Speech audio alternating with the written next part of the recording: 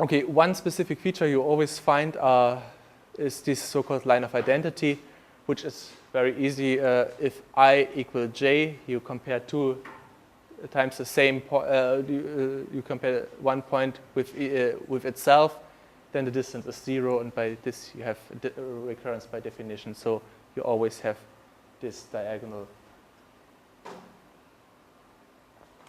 Okay, what are important applications of this concept of recurrence plots? There are quite a lot of them. So one is testing for stationarity in time series. Because when you have a non-stationary system, you can argue that the recurrences become rare as time distance becomes large. So what you will find then is something like this. You have here the main diagonal in the recurrence plot. You have quite a lot of recurrences. By the way, they must also be symmetric. And you will find only very few recurrences far away from the diagonal line. Yes, and this, if the probability of recurrences becomes smaller and smaller as far as you deviate from this diagonal line, this is a clear indication of non-stationarity or of a trend in the system. So this loss of recurrence can also actually be used to formulate a test for existence of trends in time series. Okay, second point, I already mentioned it during that small animation.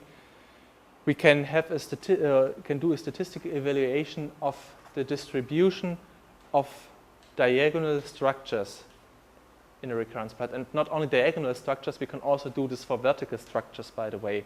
So vertical structures would mean that my system does not change very much over a certain time. Yes, so also these vertical structures may be used to define certain proper measures of complexity which allow us to evaluate whether or not our system is predictable, regular in a certain sense. We can generalize this to the comparison of two systems within the same phase space by means of cross-recurrence plots. So cross-recurrence plot is not very different from a normal recurrence plot. A normal one, you just compare two observations from one system, and for the cross-recurrence plot, you compare two observations from two different systems, but within the same phase space. And then if you take this matrix, you can make exactly the same theory like in the univariate case. You can compute these measures of complexity in a bivariate sense. You may use this, for example, to the problem of timescale adjustment, or also the adjustment detection of variable phase shifts. You remember the example from the previous lecture of the phase shift between solar activity records on the different hemispheres. You could, in principle, also do this by means of cross-recurrence plots. Okay, you can also do the same thing for comparing two different systems which are coupled. So, for example, when you consider temperature and air pressure in the climate context, you would hardly be able to compare this in that sense, right? And so the idea would be that you just consider joint recurrences. So you wonder whether there is a recurrence in one system and there's a recurrence in the other system at the same time. And if you find recurrence in both systems at the same time, there must be a coupling between both systems.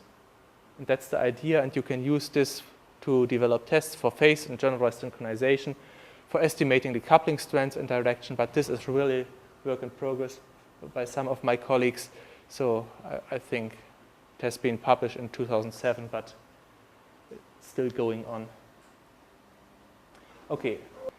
One final example how one can use this recurrence plots or the measures estimated from recurrence plots. So these are time series of local temperature variability and two different data sets I have to explain. So on the left side, it's a climate model. So AOGCM is an acronym for Atmosphere Ocean General Circulation Model. So this is one of these big climate models which are used to predict climate in the sense of climate change research nowadays, for example. And on the right-hand side, it's a so-called reanalysis data set. So reanalysis data take observational time series and interpolate them to some certain uniform spatial grid. So that's why you have here only data on the continents, whereas you have here data also at the oceans in this climate model. And what is plotted is the Rényi entropy of second order. So this H2. Okay, it's called K2 here, but I have called it H2 before. So it's a measure for the predictability of the system. You can directly consider this as a measure for predictability. So if you have a low value of the entropy, your system is very well predictable. If you have a high value, your system is quite unpredictable. Let's put it that way. Interestingly, what you see here, when you compare the structures of these two plots, you see that there are, in fact, some similarities. So when you go over land here, South America, Africa, Indonesia, for example, they are quite unpredictable. So that's, you see by these reddish colors, that means that the entropies are quite high, so the systems are not very predictable. On the other hand, when you go to high latitudes, so to the polar regions, the behavior is completely different. So from the data, you would expect that the time series are quite well predictable, but the climate models suggest that they aren't. So there are two possible interpretations of this. So first of, or possible interpretation one would be, I think the reanalysis data cover 50 or 60 years, and the GCM will also be in the range of 50 to 100 years, I guess. I don't remember exactly. Okay, just to give you a feeling what this might mean. So one possible interpretation might be that the interpolation in this reanalysis data set in the polar regions is not good because there are not many stations, obviously, around the poles. So this might be false.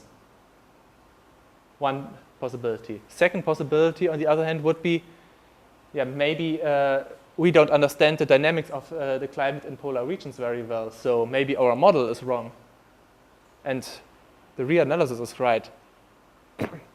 So that's a certain matter of debate, and one could discuss which one is right or wrong.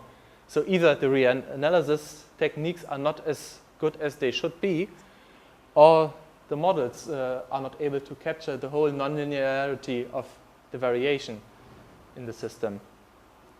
So if you ask me for some speculation, I would expect that a little bit of both might be true, but I don't dare to say which particular point is more crucial in this case.